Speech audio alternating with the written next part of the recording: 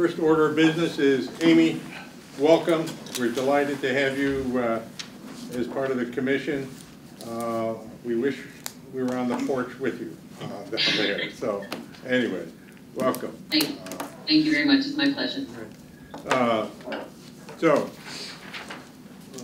Meeting minutes. Is there a motion to accept the minutes of the February meeting? Motion to accept February meetings as is. Second? A motion? I'll second it.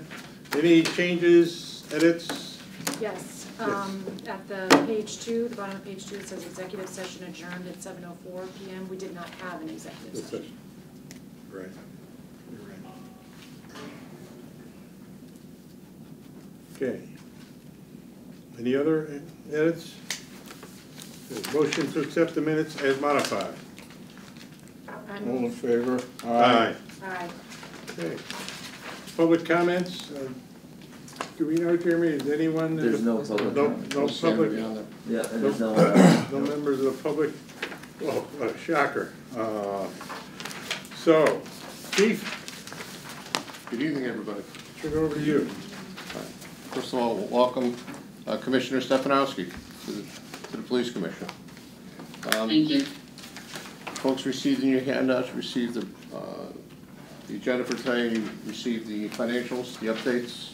Are there any questions on the financials for the month of March, correction, April, I'll be all right, February into March for 2024?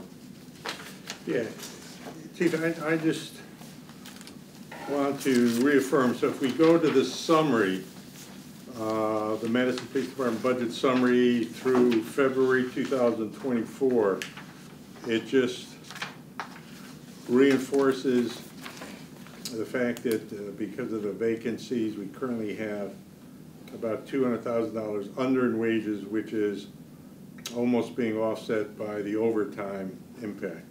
So that is correct. It's still encumbered. I believe when they get closer to June that they'll probably move that to offset the overtime that exists presently. Right. Okay. That was just. And just for folks, just to clarify, that's labor. The overtime is due that we're short 3 officers, and of course the overtime is backfilling the positions on approximately 6 shifts per pay period. Okay. Somebody. Any questions? Nope. Could I just make a comment, sir? Sure. The budget went in, was presented to the various boards. I understand that this would be part of the, I call it the give and take process, whereas Al, I think he likes that, the give and take of the budget. We put initially a 4.04 increase. Majority of that is for labor. We had some additional capital items that we wanted, which were replacement, if you might recall, involved taser equipment, patrol equipment, additional cameras, and we were projecting 2 officers for the 24-25 budget year, post January. So, Al, just we did participate in the process, including comments between the chief and Jeremy and other members of the leadership team made before the full Board of Finance and Board of Selectmen committee. I thought they did an excellent job providing supporting the need for additional resources, including the cameras in the officer positions. There was also a session with the Board of Finance that I made some comments on. At that time, there was still a consideration as to what fiscal year the second officer position would fall. The Board of Selectmen, when it moved the position to the 25-26 budget, did have a resolution reinforcing their intent to include that in the 25-26 budget, although it would have to go through the full review and approval process again. So that is, we requested that the Board of Finance consider including that in the 24-25 budget. We're talking about June 1st of 25. So, you know, that is currently was not in the budget. That position, that 1 month salary was not in the budget. It went to the Board of Finance, not in the budget request. So we'll wait to see what the Board of Finance does with that. Any further questions? Okay. All righty, we'll go to the monthly training report. Jeremy, City York. Yep. So for the month of February 2024, officers of the Madison Police Department participated in a total of 248 training hours. Training consisted of implicit bias, driving under the influence, crisis intervention, taser certification, emergency medical responder recertification, and then our typical monthly collect NCIC recertification in our tactical unit. So in total, there was 248 hours of training done in the month of February. And on the sheet is a breakdown of every one. Thank you. And why don't we go to the community calendar? We'll come back to recruitment in a moment if we may. Jeremy, can I just ask, Absolutely, and I should Yes. remember this. So is this, the 248 hours, is that about a typical month training requirement? If you, Yeah, between our trainings, it usually ranges anywhere between like 175 to 300. Okay. So, you know, we have our monthly post-university, which is our online training that we utilize. That gets like the basic certifications done for our recertification period. But then we also always have training that's going on where officers are going. So, like for instance, I was able to send officers to the driving under the influence training and the crisis intervention training. I was able to get scholarships for those. So it didn't cost us anything minus just the overtime replacement costs. But so we always have training going on, and then like for an example, we have the taser certification. The 3 officers that went through the Meriden Academy, they no longer certify the officers in the taser, so we had to do that in-house. So that's one of those. And then upcoming like April, we have our annual firearms training. So there's always training going on besides our core requirements.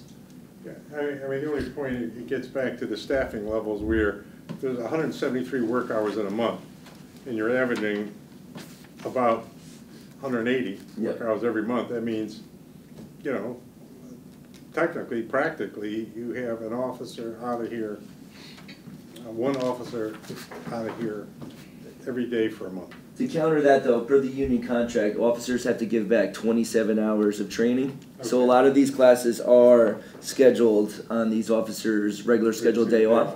So they basically, essentially, if they go to training for 8 hours, we use that as training, and the 8 hours goes into the bank to deduct from the 27. So, Okay, that's- so we're not taking it from our patrol strength. Well, it's reassuring to hear that. Yeah, Good. yep. I have a quick question. Yeah. Driving under the influence training, does that include training it for identifying people who've used other substances? Yes, yep, that class is specific towards that, where they're giving officers advanced techniques to detect marijuana or narcotics use for DUI, so, yep. Training's probably increased by mandatory. Mhm. It seems as we're coming through the last 3 years in the General Assembly's proposals that were initially in the 6004 police accountability. Some of them are now getting on the agenda, coming out of committees and going forward with some changes to them. So that's going to put more mandated training on, obviously, law enforcement. So that's something we'll. And that's Chief, not to fine. interrupt, but the big one is the crisis intervention training. I'm able to get scholarships for that, so it doesn't cost us any tuition. And it's a great 5-day class where it's all about de-escalating. And, you know, that's a big topic now with, as the Chief mentioned, you know, mandatory training about de-escalation. So all of our new recruits, all 7, have gone through that training, so it's definitely a good course to have. Thank you. Jeremy, I skipped over traffic report. Sure, man. Sorry, I'm going to go back to traffic report. So for the month of February, there are 15 reported motor vehicle accidents with 2 involving injuries. The leading cause of motor vehicle accidents involve failure to drive in established lane and unsafe movements. There were 0 driving under the influence accidents and 0 fatal motor vehicle accidents. There was 2 reported private property accidents and 2 assists with the Connecticut State Police with accidents on I-95. Any questions? Thank you, Chairman. Doug, do you want to talk to the recruitment now? Yes, sir. Excuse me, were we gonna talk about traffic stops, or just from I don't, it speaks for itself. Yep. But this is, when you presented, I think it was, Chief, it was the quarter-over-quarter comparison, and we saw a 33% increase based on, 33% increase in the stops based on additional officers. It was very revealing.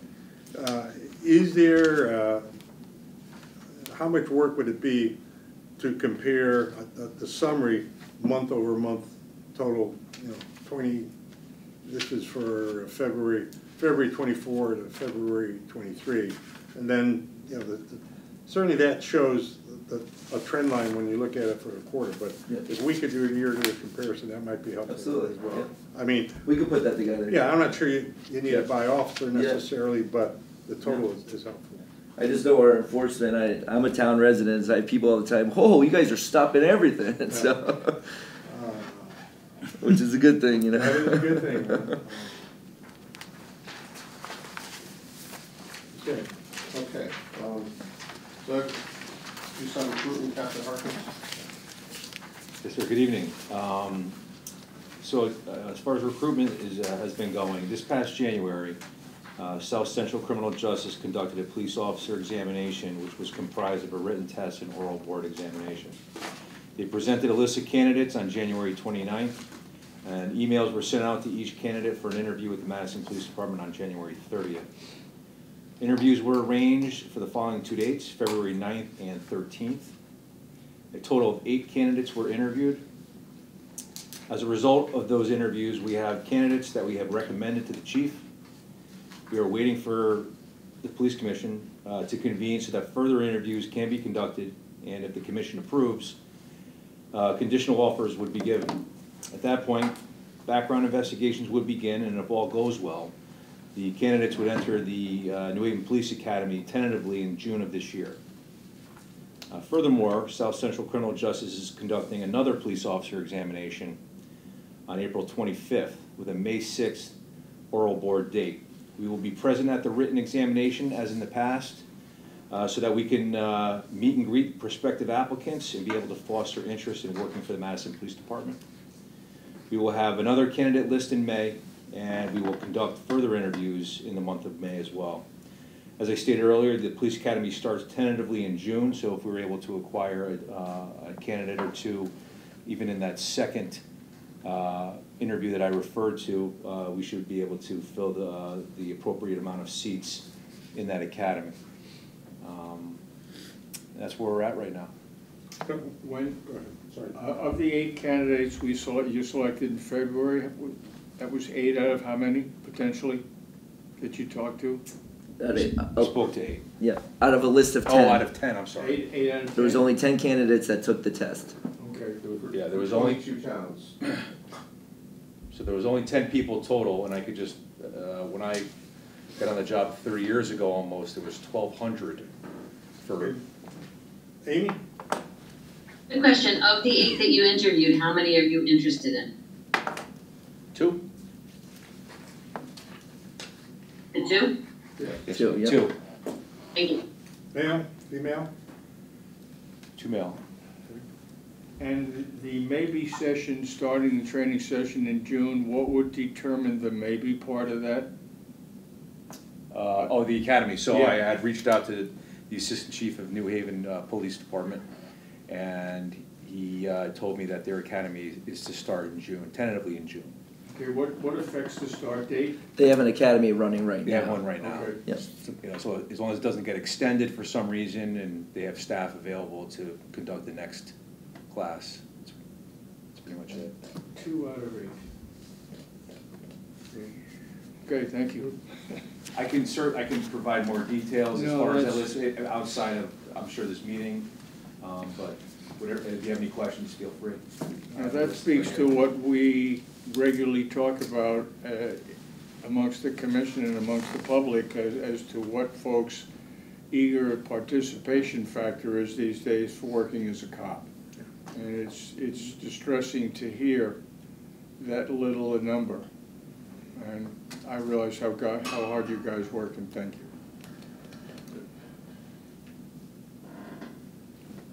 Okay.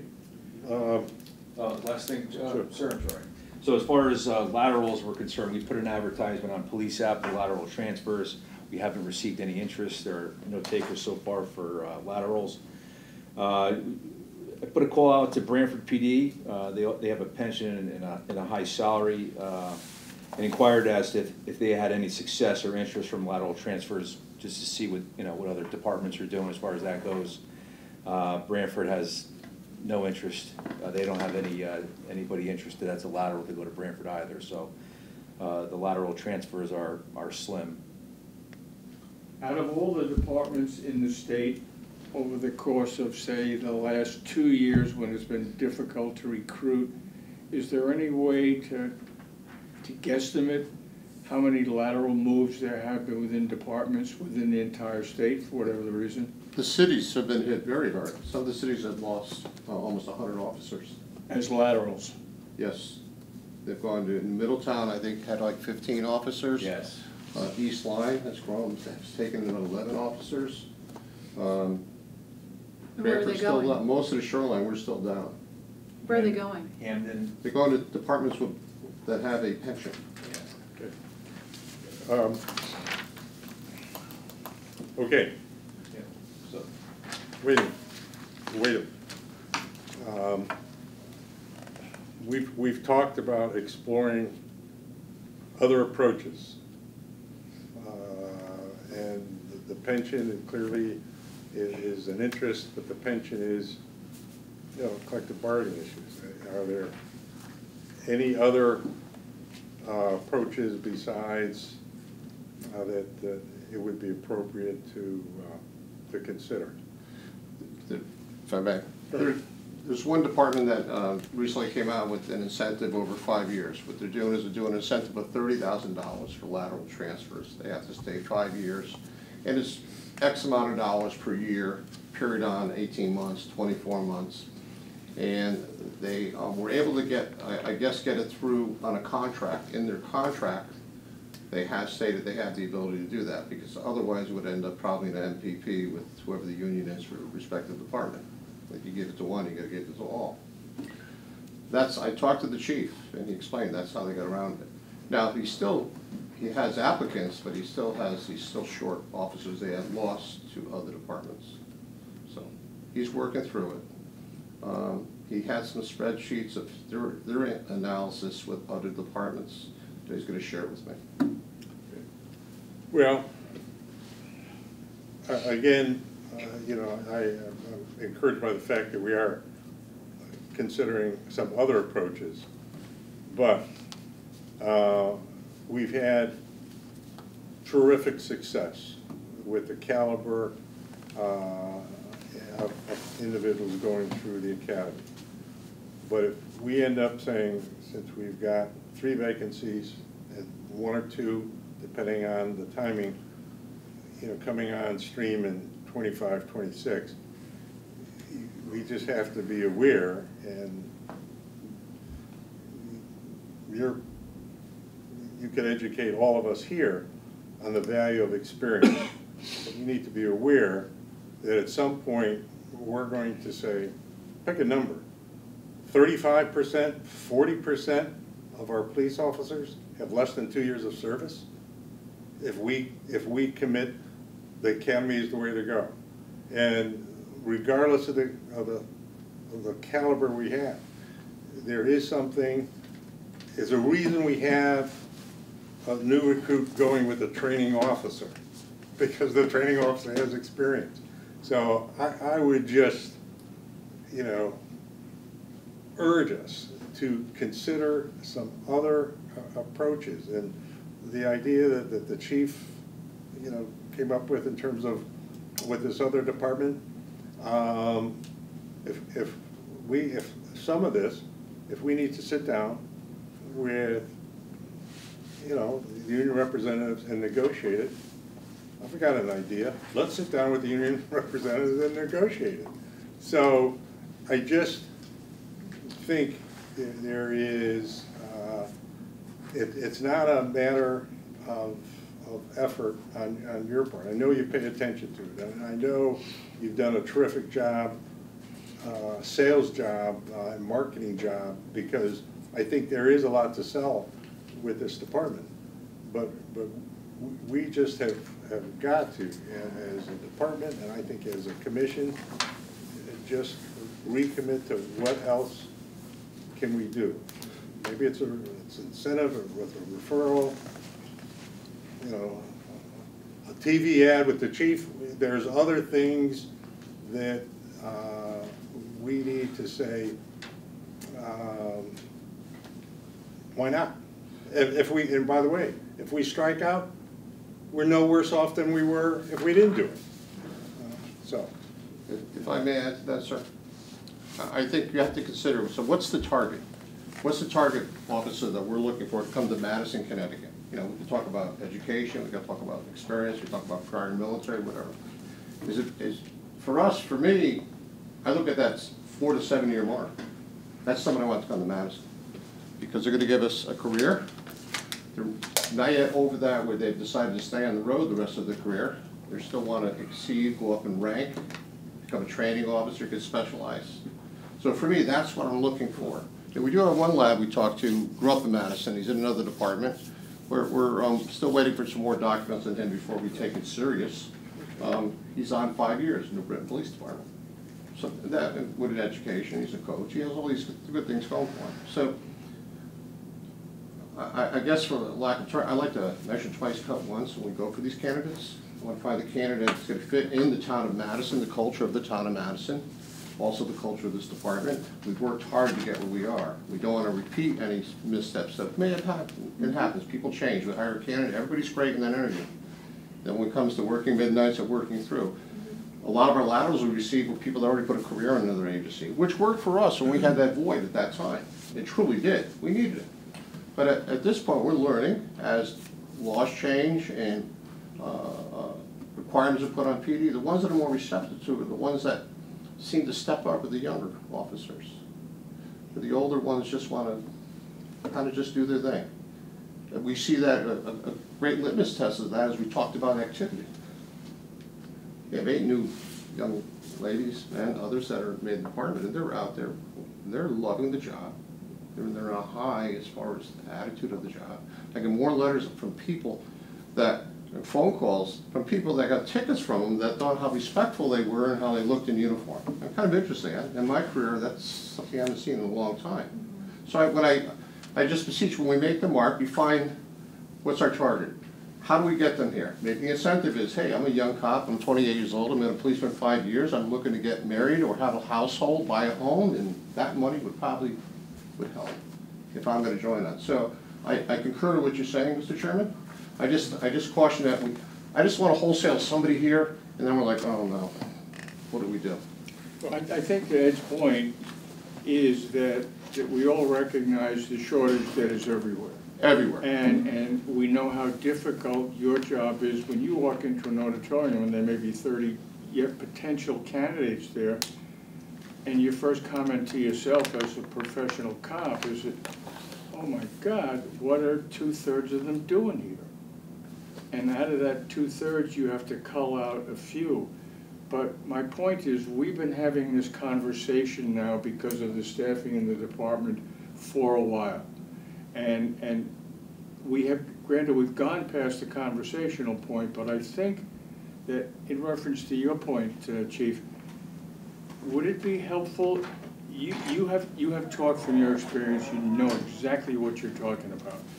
What if you put down the current pluses and minuses of laterals in black and white for us to see and understand and comment and agree and or disagree? Because if we just continue to talk about it every 30 days, we're not going to make the mark. We actually have some comparative analysis we'd be happy to share, meetings down the road, absolutely. But also, we have a generation of youngsters that are going to school. A lot of them are attending the those that had interest in government or had interest in, they're going more towards social services, psychological services, you know, working with elderly. You see it in the curriculums that are being offered at the school. It's kind of like where they may have started down a path of criminal justice, they're not there now. That's reserved for schools like John Jay or University of New Haven, some of the more robust ones in Rhode Island. But that's what you're seeing. It's like a trend. It's like the MSW is the most popular. Well, in your search for officers, how do you incorporate looking at the military? How do you reach out to, say, any local bases, any affiliations, any organizations to try? Do you post recruitments in any military environments online? Our primary recruitment tool we use is Police App, which is a nationally known, where if someone's looking to become a police officer, if you ask any of our candidates going, if I want to become a police officer, I go to policeapp.com. It gives you a whole list of throughout the whole country of officer positions, not only in Connecticut, but up and down the shoreline. No, we do not specifically go out to military bases, but if anyone was interested in becoming a police officer, it's just common knowledge. They know to go to policeapp.com. So we utilize that marketing tool as a way to get officers, recruit candidates in here. But it's just challenging with how many people are actually applying though. We had a dispatcher applicant that was National Guard, and in the previous group that went in, we had an applicant that was also National Guard. So we do get them on occasion, but specifically, we don't reach out to the bases. Police App is the way to go. Most departments use the Police App. They simplify the application process because, back years ago, it used to be a very thick application, and now it's just it's very quick. So even if you're even thinking about becoming an officer, you can apply quickly, and that's on us now to follow up. So here's what my experience has been. There are a number of people, officers, in any employment situation, who are not looking for a job. They're comfortable, they're content, they're really not thinking about moving. So the point is, how do you get to that person?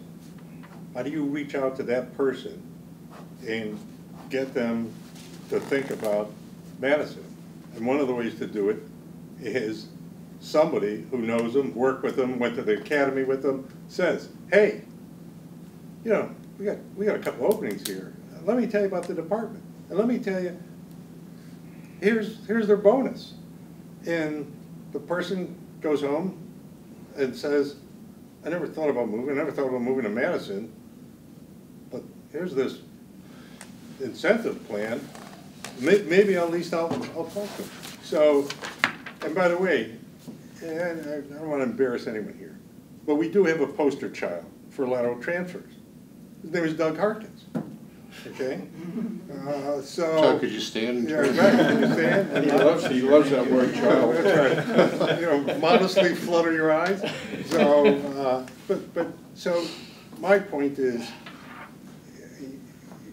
we're slogging uphill, but it can be done. I mean, it can be done, and if I have a full sense, if we can get an individual, lateral transfer, to spend 45 minutes, a half hour with you two guys, there's enough presence, professionalism, marketability to say, the timing may be right for me, but I'm going to go home and think about Madison as potential opportunity. And that's what we're fighting for. To get somebody out of the normal track of, I'm not looking for a job, I don't go on Police App because I'm kind of happy here. So how do you bump them to say, I kind of had an interesting conversation with a guy I went to school with 8 years ago. That's what we're trying to pay for. I'm sure that you're probably doing this, but I just feel I have to ask. A policeman is you're a very special group. there's a fraternal organization within any department, within the whole category of cops everywhere. Do all of our officers know that we are really looking seriously for a good lateral or a good recommendation? Yes, they Is do. it possible to use? Absolutely. Okay, then that's part of the answer. Do they know that the commission might find a way to reward that effort for a suggestion? Do you know that we'd be open to any conversation to do all of the above? Well, I never conveyed that message, Right. sir, No, but- because I wasn't sure that that was authorized. Well, right, but Right. well, it's not at this point. Yeah. We have a program, but. Tom's spending money. There's a couple, you got a question, sir? I wanted to add kind of what Ed had said, and forgive my ignorance. I wasn't sure if there is I get, for lack of a better word, like a police database. So I hold a license through the Department of Public Health. And people who are looking for those with my license, I get mailers, I get emails, I get phone calls saying, hey, we need somebody, could we meet with you? Wasn't sure if there was something like that, because I'd imagine in any job, if you're looking for a lateral transfer, you're not looking for the person who hates their job. We want that person, I'm enjoying my job. That person who likes their job is the best candidate I feel to pull on in. Is there something of that nature where we can solicit people easily? And I also had a follow-up question kind of when Tom had asked about military, and I know we're talking about police now, but why not advertise military? We're not doing any better now. You know. Well, none of these are unknown factors, but there are factors that affect this. Of course. Okay, so I'm a lateral and I'm finishing up my career, hypothetically, or I have 10 years certain, and I'm in a department with a pension. Now, if I go to the Madison Police Department, they have a 5-3 schedule. That is absolutely great. In the world of policing, that's the big draw here. We have people that inquire, and then we get to the secondary, the pension part, it goes south. Why? Well, there could be a host of things, but one thing is when you're in the military and you join a department with a pension, you get to buy up to 4 or 5 years towards that pension. So that means instead of a 20 or 25, you have a 15 or 20-year certain. You also, when you're a former police officer and you go into a department with a pension, you're able to buy 4 or 5 years up front at a lesser amount of money towards that pension, whether it be 20, 25 years. That doesn't exist. So that works against us or any other department that doesn't have that platform. So these are a lot of things, it's like dancing on a moving rug. But we try to make the best effort. The military, we would love to have military candidates. We've had quite a few come through. I think that with the schedule, it speaks for itself. I think the town of Madison most certainly speaks for itself. Why did you come here from New Haven, Captain? What drew you here? I love Madison, it's a great town. Yeah, you came from New Haven. How many shootings do you have in New Haven in a year? Okay. A lot. All right, so you see, they come here for the, listen, when the bell rings, we all go to work. It's a three-alarmer. But the point is that we have people that want to come here, they want to work here. You have people that want the schedule. I just have to find some way to get them where they're content, and whatever it is, the benefits they get. And at the town of Old Saybrook now has commissioned an analyst, basically a study to analyze what benefits, how can we retain police officers. They decimated half the department. Like 4 or 5 officers went to the city of Middletown. So that's part of what we're fighting. It's a big part, in attracting people here. And we get new officers, they'll join us for what they're required to by law, 2 to 3 years. Then they'll leave. So I just want to put that out so you understand. That's where the military is to their. For someone leaving the military was an MP. Go to a police department. You could buy 5 years of your time. Chief, just to start to interrupt. If you look at police departments that have had success with recruitment, we've said Middletown how many times that they've raised their salaries and they've raised their pension, brought the pension back and increased the pension. Now, if you compare to departments that are losing officers, for example, Newington, they're one of the highest paid departments in the state. Patrol A officer, grade A patrol is making about $120,000 a year.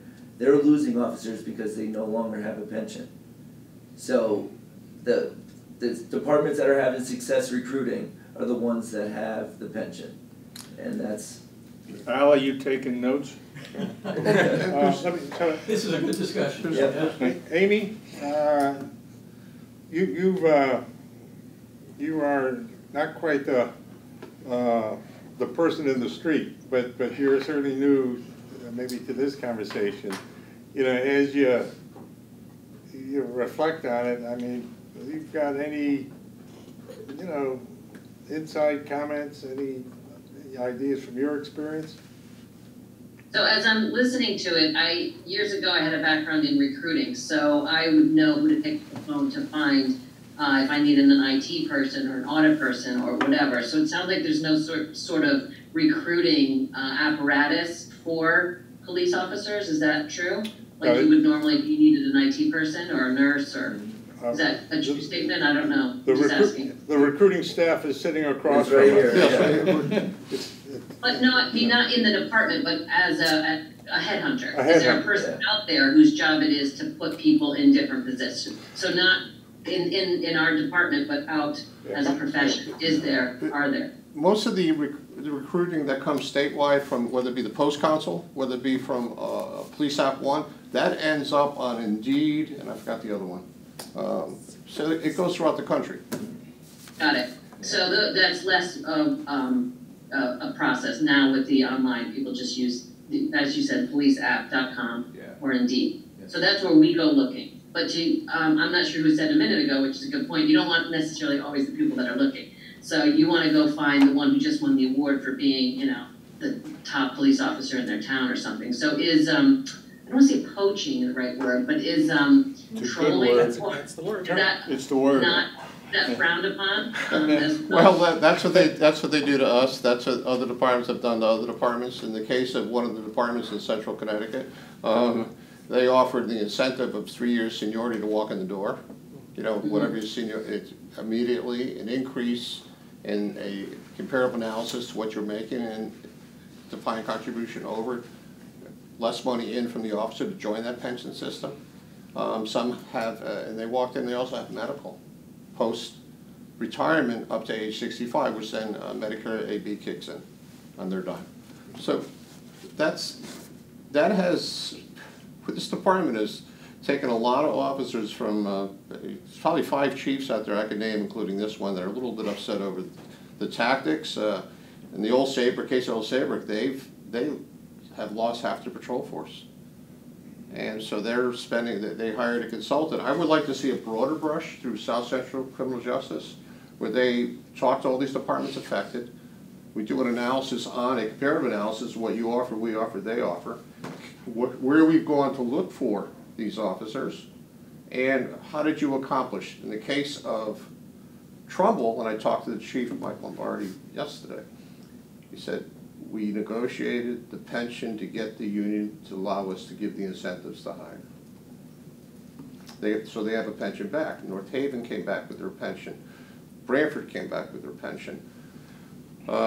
Guilford, us, now. Clinton has a pension. We had a candidate at Ladder who was super coming in, and he went to Clinton because of the pension. He wanted our schedule, but he went to Clinton. He left Guilford. He was going to come over to us. He grew up in town. So that's a challenge for us, and there's a lot of variables, and they're working against us right now.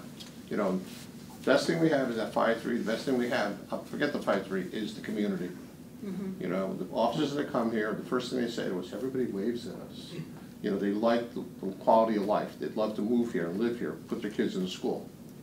So that's in our favor. The schedule, I think we have to do this. We're going to have to at some point look at the benefits, whatever they decide to do in the town, you know, to make it that part attractive to get the right candidate.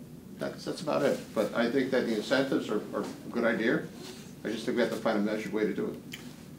How about? Can I ask one thing? Sure. I think we've talked about a lot of different towns, and I love what you just said, Chief Drum, about putting together in our area or in towns that look like us, what are people offering and how's it working for them? I think anecdotal is good, but I think if we all had something to look at, it would then give us more evidence to go forward and more a stronger a stronger way of making a better decision with the data versus more anecdotal.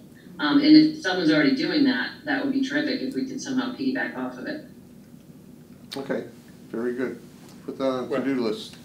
I would like to put on the to-do list Sir. that we come back next month with an outline of an incentive referral plan. Okay?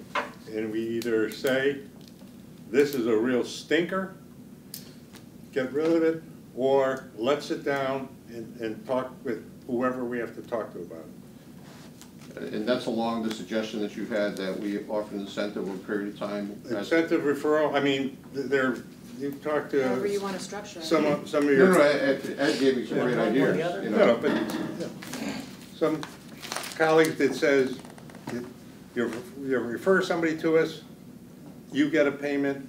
If you come here and stay a period of time, you get an incentive that might not, but it might make up for whatever pension loss you might have. And that does not mean we don't aggressively pursue a change in our pension or whatever benefits it is that says, not only do we want them here, we want to keep them here, and this is a long term. So it's not an either or, but if we sit there and say, you know, that contract isn't going to be open for another 15 months, we've got to get from here to the end of 15 months. So. Mr. Chairman, I'm doing the one-on-ones now with the officers. Something I hadn't done in a couple of years because of distractions, but we're back doing one-on-one with the officers. I meet with them, we have a candid conversation. It's basically it's their canvas. And the youngsters. Could you explain to everybody that I know what a one-on-one is? The what? Could you explain, you're saying one-on-one, sitting down, I talking think I get the idea, to each? but it's a one-on-one interview, discussion with the officer. I did it, generally was annually when I first got here, it was twice a year. And it was a great way for me to see what's going on as far as how they're feeling, where they want to go, career moves, you know, it's job satisfaction. It was perfect. The sense I get from the youngsters, which I met with them first, is that they love it here. They love the schedule, they love the people, they love the community, they would love to move here, some have already. Except that, regretfully, they're going to have to leave if there isn't a pension when their time is, when they're able to by law, which is basically that 2-3 year mark, because they have to do that, because they want to raise families. So I'm reminded of that almost every day. I'm reminded of that when I go out in other meetings. When I talk with the command staff, we talk about this all the time. I mean, this is like number one, when we have a discussion every Monday morning talking about how are we going to do this? Because I know that our contemporaries, all the other departments that are suffering this are facing the same thing. And not just in the state of Connecticut. This is going to be, I don't want to make this too long, but you know, there aren't a lot of people interested in policing for whatever the reasons are. You know, you could cite demonization over the last 8 years, different things in the country. Connecticut is a great place. Connecticut has great officers. Percentage-wise, we're better than most in this country. So I think that we have to, you know, we have great people that work here. We have a tremendous training program. We have a tremendous program for taking the qualities that people have and making them greater. We've already established that. We have a track to success for management down the road, the next generation. We don't have many opportunities otherwise. We're a small department, so we have to regionalize to have the other opportunities. That in a response team or a canine or traffic investigation or traffic enforcement team, reconstruction specialist, task force work. So I think I'd love to see statewide what the actual hard numbers are. Maybe this is where we're stepping off, where a regional approach is a more approachable idea as we go into the future years, that we really should take a hard look at that. And that's something that most certainly the chairman's been talking about for years with me. But I mean, you have to get people to the table. And Al, I'm not putting you on the spot, but I mean, you're hearing all this, and this is, you'll hear it at CROG meetings, you'll hear it at Council of Small Governments. They're talking about this. This is a problem. I've never, when you have 22 towns and there's 11 candidates come out of they're talking from an entry-level grade of a 65 on a 100% test. So Chief, what's been the resistance of towns to think about consolidating, sharing, working together? We've been talking about this forever. Hold on, wait a minute. You all right, Ed? We're gonna send out for dinner.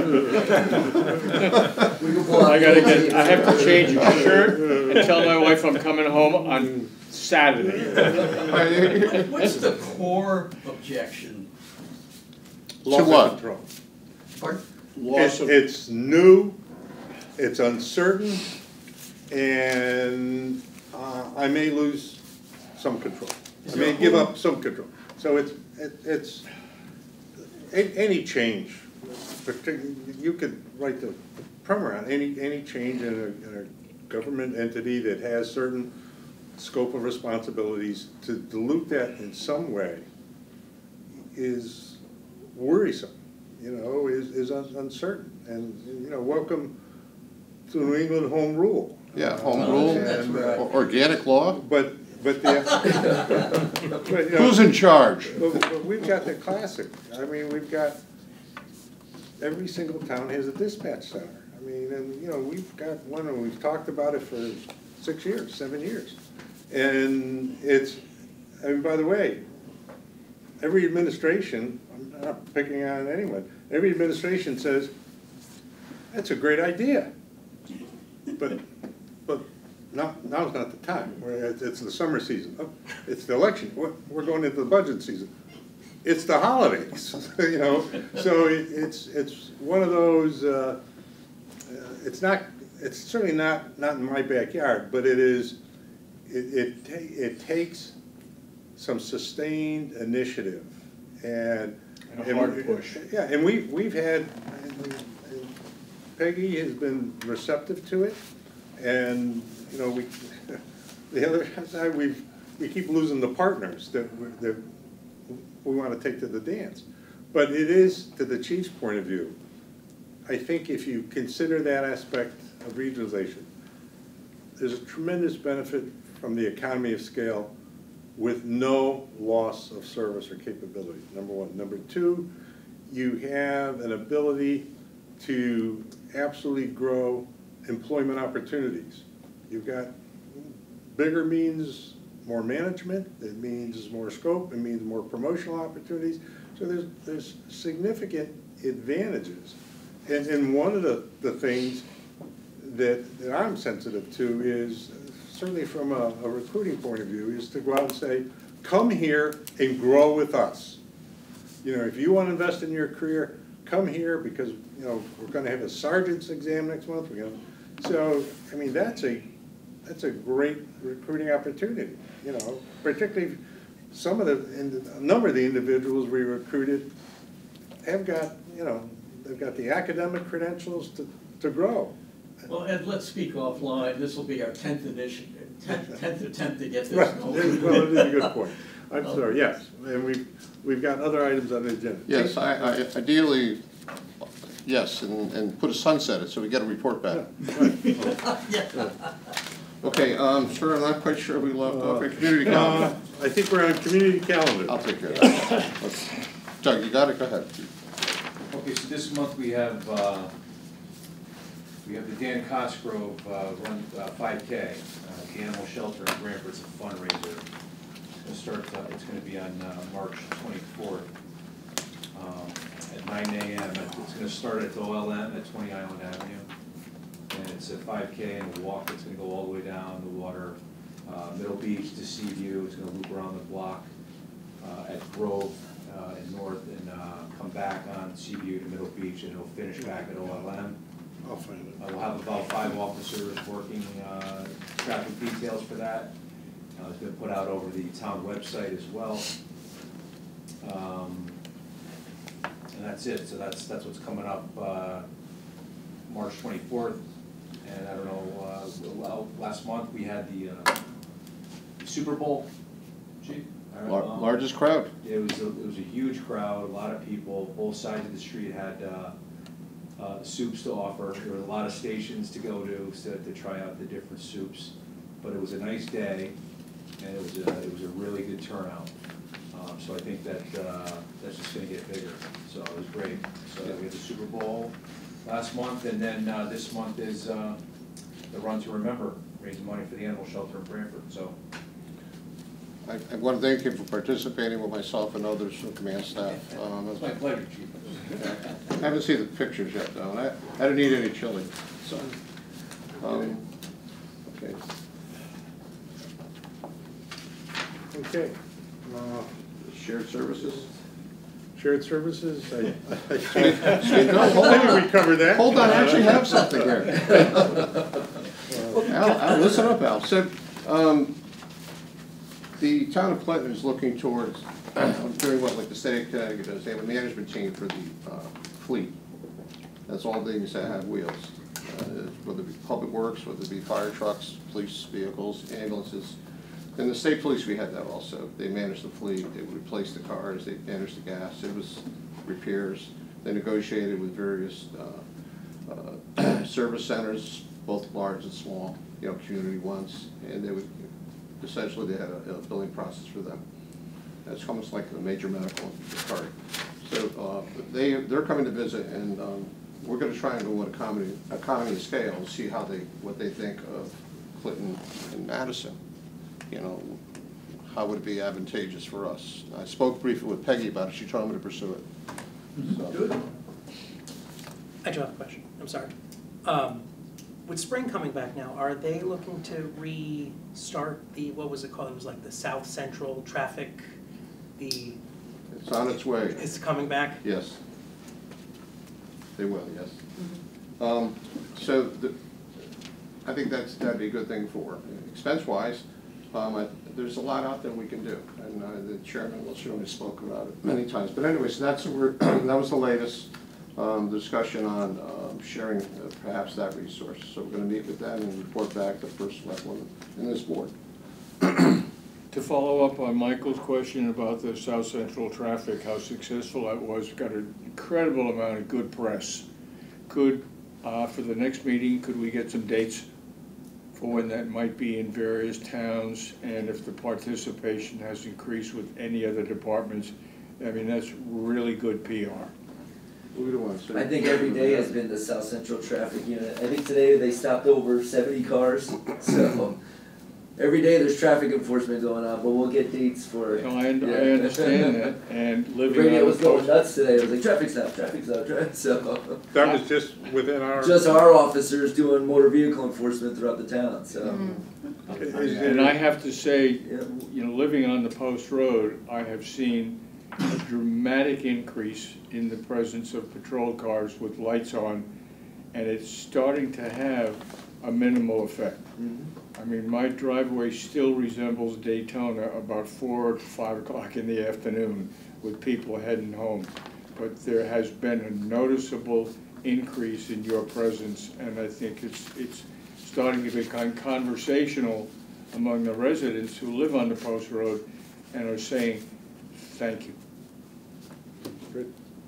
Okay. Okay.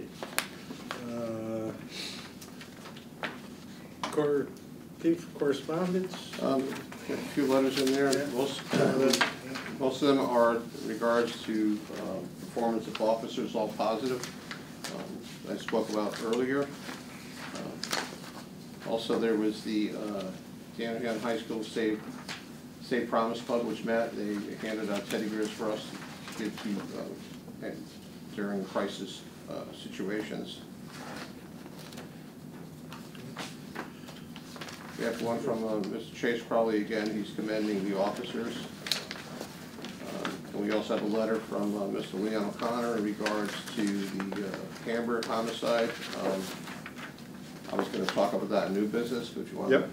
Why don't you, whatever you think. You want to cover it now? Can we go on to new business? Yeah, why don't you cover it on new business? Okay, so in new business, the first thing I want to speak to, and I'll get back to the Camber homicide, is hats off to Scott Cochran and his crew at Youth and Family Services for the town of Madison. He asked if he could write a grant in respect to us hiring a full-time social worker embedded with the police in compliance with the laws going for police accountability. I'm happy to report that he has received that grant, $114,000 to pay for a MSW with the police department The money would be given to the police department to pay for 1 year and benefits and expenses relating to the MSW. So I had a discussion also with the First Selectman on that. I'm meeting tomorrow with Youth and Family Services, and we know the model. We had the interns work in the program, which was very successful last spring, if you might recall. So hopefully we could pick up with this after July 1st. We have to see what the parameters are and requirements are of the grant, especially for the reporting end. And from there, we'll make the decision and we'll go forward. But first, I have to speak with the Board of Selectmen. Yeah. That's great news. Second part is that if you, the Connecticut Supreme Court rendered a decision on the Freedom of Information suit against the town of Madison, Chief Jack Rum, in regards to the disclosure of evidence from the Hamburg homicide. This is also a second action by HBO because they had a series, a four-part series that came up.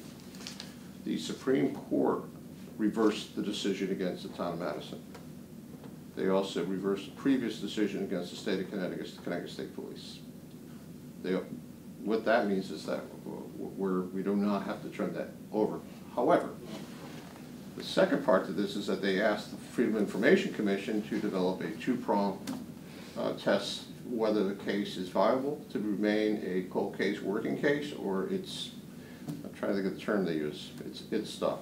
It's frozen, as they said. So we understand that. I'm not sure when I'll hear from FOIA if they're going to come back, but I can tell you this: we do work on the case. There's been a tremendous change in the last couple of years in other locations greater to mitochondrial DNA and other DNA. If you might recall in the paper this week, they talked about identifying a woman from a homicide missing from over 50 years ago. But the new technology, they're able to identify the person. It's essentially, it reminds me of Ancestor.com on steroids. It's able to do facial. And it's shocking if you look at some of the convictions. There's probably over 100 convictions now based on this. If you look at the people, the perpetrators in DNA, it's probably 80-some-odd% of those cases, that was their top suspect from the day one. So it's a great thing. We've already met with the lab. We've already spoken to our investigators with this company that has developed this on the West Coast. This morning they were at the State Police Lab talking to the scientist, chemist, and we have to supply some information to them, and we're going back at it full force. Well, that is very encouraging. You know, I mean, the progress in the case. I mean, the FOI is, you know, I think as I read both the newspaper report and also the other report. You're just a little bit off on that. Yeah, yeah, but it's going to be kicked back, so you know, stay tuned with what FOI is going to determine. But the fact that seems to be progress, or at least the probability of progress is encouraging. The key to the case, and this is identified by Daigle Associates, which we do use, and the Chief State's Attorney's Office rendered an opinion and release, which they said it clarified it for law enforcement. It was of great value to clarify this issue. And the courts agreed, and what they did was they said, A and B, do you have a suspect? If hypothetically the investigation leads you to the suspect, do you believe that a warrant, or you will arrest this subject for the crime? Basically, those are questions in layman terms. So we're moving that way. Good. I most certainly would like to get this done before my tenure ends. Good. Okay. Liaison with state agencies? Just discussions over general housekeeping for various mandates they put on us, right, Jeremy? Of course. It's continuing growing every day. Maybe this is not new business, but I know it's one that we spent a lot of time in the past talking about and getting approval with the Board of Selectmen, and that is the status of the cameras in terms of license plate readers. I know there is a supply chain issue.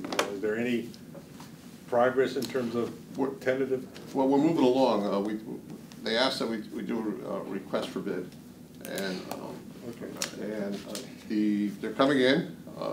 Yeah, so we did, the town, we put out an RFP, and part of the RFP was that they would meet with us. So they met with us 2 days ago at the commuter lot in Route 79.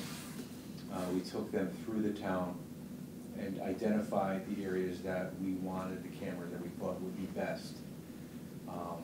They have until tomorrow to submit formal questions, which we will answer. And then they have until the 20th to submit their bid across the street to the first selectman's office. And so that's where we're at now. So there were 3 companies that showed up, the required walkthrough, and it went well. So we're waiting right now. How did you solicit the 3 who showed up? So the RFP, so they were aware of the RFP. They called. One of the companies we were familiar with because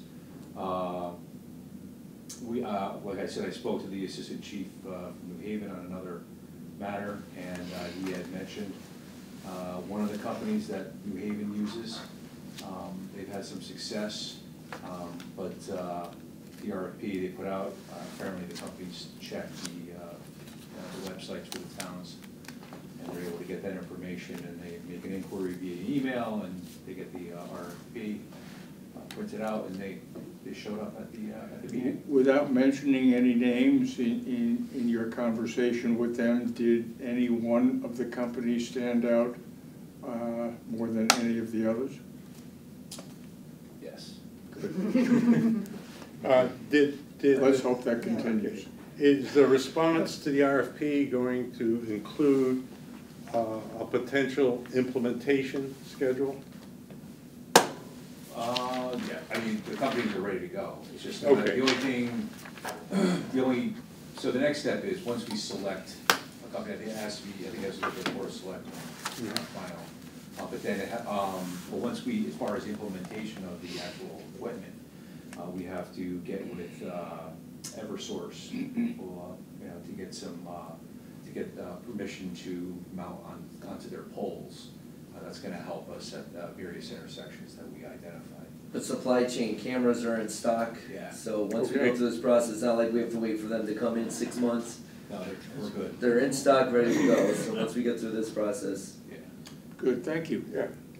Well, without getting out ahead of ourselves, I think when the chief shared the potential and the capability of this system, it was really very encouraging. That said this can impact.